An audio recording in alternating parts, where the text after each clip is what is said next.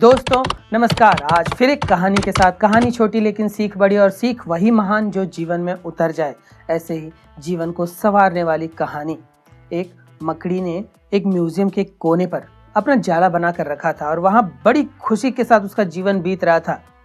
पर्याप्त मात्रा में उसके पास फंसने के लिए कीट मौजूद थे, क्योंकि वह संग्रहालय जो म्यूजियम था वह बहुत दिनों से बंद था।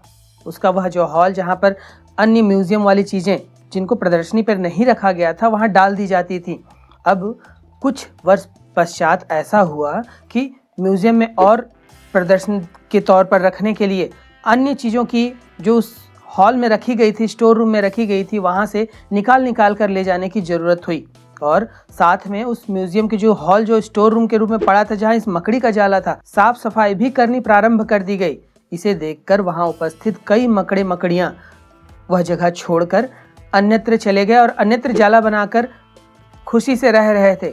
लेकिन यह जो मकड़ी थी जिसने कोने में अपना जाला बनाया था, वह अपनी वर्तमान स्थिति से बहुत खुश थी। मुझे इससे ज़्यादा अच्छी जगह तो कहीं मिल ही नहीं सकती, मैं यहाँ से जाकर करूँगी क्या, ये मेरे लिए बहुत अच्छी जगह है। मतलब अपने कंफर्ट जोन से वह बहुत खुश थी और चाहती थी कि अब तो प्रदर्शनी फिर ख़त्म हो जाएगी, अभी छुट्टियां हैं, बच्चों की, बाकी लोगों के लोग आ रहे हैं, फिर उसके बाद इस स्टोर रूम को वैसे ही बंद कर दिया जाएगा। तो मैं प्रतीक्षा करती हूँ और मैं यहाँ से अन्यत्र कहीं नहीं जाऊँगी। लेकिन होता यह है कि वह म्यूजियम पर भीड़ बढ़ती चली जाती है और जो रखे हुए स्टोर रूम में अन्य चीज़ें हैं जो नुमाइश के लिए रखी गई थी, कोई नहीं आ रहा था तो उसकी सुरक्षा के लिए यहाँ डाल दिया गया था। धीरे धीरे सबको बाहर मुख्य प्रदर्शनी हॉल पर ले जाया जा रहा था और करते करते अब यह एक कोना ही बच गया था। अब मकड़ी के पास कोई ऑप्शन नहीं था, उसे यहाँ से जाना ही था। तो वह बहुत दुखी मन से वहाँ निकलती है कि मुझे भी कहीं और जाला बनाना पड़ेगा, और वह वहाँ से निकलती है। बड़ी दुख के साथ वहाँ से निकलती कि मेरा तो सब जीवन ही छिन गया, मेरे साथ तो यह क्यों हो रहा है, मेरा तो किस्मत ही खराब है। यह कोसती वहाँ से निकलती है और एक सुंदर बगीचे में पहुँचती है। सुंदर बगीचे में भी पहुँचकर वह दुखी ही रहती है और मायूस सी बैठी होती है। तभी वहां पर एक बुद्धिमान मधुमक्खी आती है। वह देखती है कि यह मकड़ी मायूस सी दिख रही है, तो वह आकर उससे बातचीत करती है। बातचीत में पता चलता है कि यह अपनी वर्तमान स्थिति के कारण दुखी है, क्योंकि इसका सुंदर घर छिन गया है। अब यह मधुमक्खी उसे समझाती है कि बहन, यह बगीचा बहुत सुंदर है, यह कीट पतंगों से भी भरा पड़ा है और बगीचे में कभी कीट पतंगे कम नहीं हो सकते हैं। तुम्हारे उस घर पर जो एक बंद कमरा था, वहां तो एक दिन कीट पतंगे खत्म हो जाने थे, लेकिन इस बगीचे पर कीट पतंगे कभी खत्म नहीं होने वाले हैं। तुम्हारा पूरा जीवन हंसी खुशी यहाँ से बीत जाएगा। अब मधुमक्खी के कहे इस प्रेरक वचन को सुनकर मकड़ी में थोड़ा हौसला आता है और वह एक बगीचे में कोना ढूंढती है और वहाँ मेहनत के साथ जाला बनाना प्रारंभ करती है। सुंदर सा जाला, विशाल जाला वहाँ निर्मित करती है और प्रतीक्षा करती है कीट पतंगों के फंसने का। अब बगीचा तो था, कीट पतंगों की कोई कमी नहीं थी, तो जल्दी उसके जाले में कीट पतंगे फंसने लगे और यह खुशी खुशी उनका शिकार करने लगे और उसका पूरा जीवन फिर उसी सुंदर बगीचे में बीतता है। दोस्तों, यह हमारी जिंदगी के साथ भी होता है। हम अपनी वर्तमान स्थिति से दुखी भी होते रहते हैं। कभी कभी ऐसा होता है कि हमसे सब कुछ छिन जाता है, न रोजगार रहती है, न घर रहता है, न पैसे रहते हैं।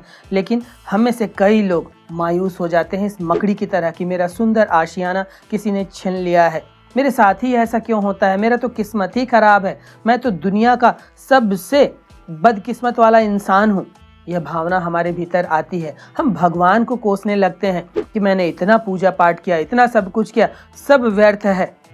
लेकिन दोस्तों, तभी हमारे जीवन में कोई प्रेरक प्रसंग, कोई प्रेरक व्यक्ति, कोई सद्गुरु, कोई अभिन्न मित्र, कोई सखा, कोई सखी के कहे वचन, प्रेरक वचन हमारे काम आ जाते हैं। और ठीक इस मकड़ी की तरह, जिस तरह मधुमक्खी के प्रेरक वचन से अभिप्रेरित होकर यह मकड़ी सुंदर जाले का निर्माण करती है और उस नए आशियाने को भी सुंदर बनाकर वहाँ जीवन खुशी से बिताती है, वैसे ही हमारे जीवन में कुछ प्रेरक प्रसंग आते हैं। वह कहानियाँ हो सकती हैं, कुछ पुस्तकें हो सकती हैं, कुछ लोग हो सकते हैं। हमारे जीवन का सबसे बड़ा अगर कोई चीज़ है तो वह सद्गुरु है।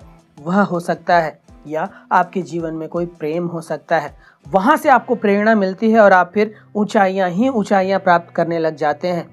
हमें इस कहानी से यही सीख लेनी चाहिए कि वर्तमान में खुश तो रहना है, लेकिन वर्तमान में खुश रहने का मतलब बहुत लोग समझ नहीं पाते हैं।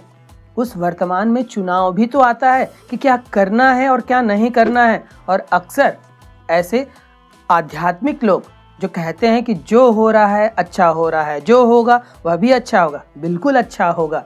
लेकिन उस वर्तमान में अगर चुनाव गलत हो जाए, जैसे उस मकड़ी ने अंतिम समय तक नहीं चुना होता कि अब मुझे यहाँ से निकल जाना है।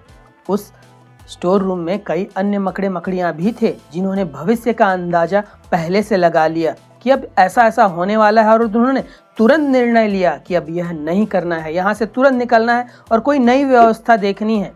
लेकिन हम में से कई लोग आलस्य के मारे, कंफर्ट जोन के मारे या अन्य चीज़ों के मारे बैठे रहते हैं कि जो होगा अच्छा होगा। फिर हम कर्म की महत्ता को छोड़ देते हैं, हम प्रेरक कर्म की महत्ता को छोड़ देते हैं और भविष्य फिर अंधकारमय हो जाता है। कौन जानता है भविष्य क्या होगा? यह वर्तमान के अभी में, अभी आप जो कर रहे हैं, अभी जो बीज डालेंगे वही तो भविष्य बनाएगा। फिर अगर हम यह सोचते हुए कि मेरे साथ तो बुरा ही बुरा होता है, आगे क्या होगा, जाने मेरा भविष्य क्या होगा, यह सोचकर बैठे रहें काल कोठरी में, अंधेरे में, तो फिर वह उजाला नहीं आने वाला है, वह सूर्य उदय नहीं होने वाला है जो आपके जीवन में खुशियाँ ला सकता है। तो हमें अपने कंफर्ट जोन से निकलना होगा। हाँ, वर्तमान अच्छा है, लेकिन वर्तमान में चुनाव भी तो करना है कि हमें क्या करना है, क्या नहीं करना है, किन चीज़ों से दूरी बनानी है। अक्सर गलत निर्णयों के कारण हमारे जीवन में दुख आने लगता है, गलत निर्णयों के कारण हमें भविष्य में गलत परिणाम मिलने लगते हैं। तो जरूरी है कि इस वर्तमान के क्षण में हम जो निर्णय लें वह दूर का सोच के लें, हम दूरदर्शी बने, वर्तमान का सोच कर नहीं कि अभी ये मुझे फ़ायदा हो रहा है, अभी मैं ये कर लेता हूँ, अभी मैं रील शॉर्ट्स देख लेता हूँ, अभी तो मज़ा आ रहा है, अभी मैं मूवी देख लेता हूँ, अपने समय को यूं ही व्यतीत कर देता हूँ, अभी तो बहुत मज़ा आ रहा है। लेकिन वह मज़ा आपके आगे के जीवन के लिए सज़ा बन जाता है। तो हमें उसी क्षण होश रखना होगा, और जब हम होश रखेंगे कि क्या करना है और क्या नहीं करना है, तब हमारे जो निर्णय हैं वह सही आएंगे। बेहोश रहेंगे तो हमसे कभी अच्छे निर्णय नहीं होने वाले हैं। और जब भी होश है, आदमी न शराब को छुएगा, न सिगरेट को छुएगा, न कोई अवांछनित कार्य करेगा, न ही टाइम पास जैसी कोई चीज़ करेगा, न तो समय की बर्बादी करेगा। वह अपना प्रतिक्षण पल पल अपने लक्ष्य की प्राप्ति में लगाएगा, अपने जीवन के उद्देश्यों के प्रति लगाएगा, क्योंकि कौन जानता है भविष्य क्या है।